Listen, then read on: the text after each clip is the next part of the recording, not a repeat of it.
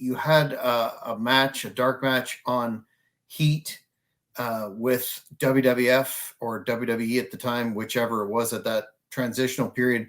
Given your success in WCW in Japan, did you have any sort of talks to join that company at any time during your in-ring tenure?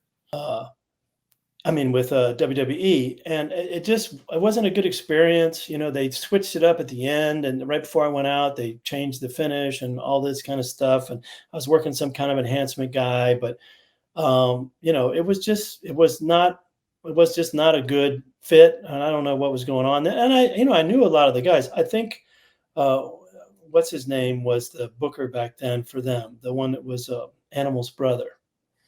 Johnny Ace. Yeah, Johnny Ace. I think Johnny Ace was there, and he worked in Japan. So you know, for all Japan, but and I didn't know him, so he was not somebody I knew there. But you know, I think he was kind of the booker there. But I knew all those guys that were in there, Finley and I think Dean was already in the office and one of the bookers at that point or whatever, maybe, and some other people. But it just wasn't a good, you know. And also, I was kind of also not sure if I was even gonna, you know, keep doing it there. So I was kind of like, did a little tryout, didn't feel right, didn't get a call back, so it wasn't anything, you know, like that. So it was kind of like, you know, kind of gave me the answer I was kind of looking for. Mm-hmm.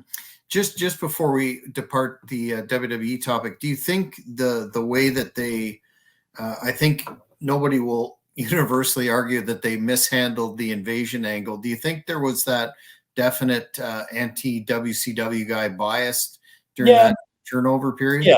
Yeah, there was. I mean, and you know, think about it. If you have a stable of guys, and then WCW has a stable of guys, and all your guys beat their guys, it just promotes your company, and you look great, and they look weak, or whatever. So I think there was, as horrible as that is for the boys, you know, there was definitely probably, you know, Sting is a good example. I mean, you got a top superstar that was the pinnacle guy in the WCW, and he should be a pinnacle guy in WWE, right? I mean, you should take him and say, okay, we can make this guy the same or better.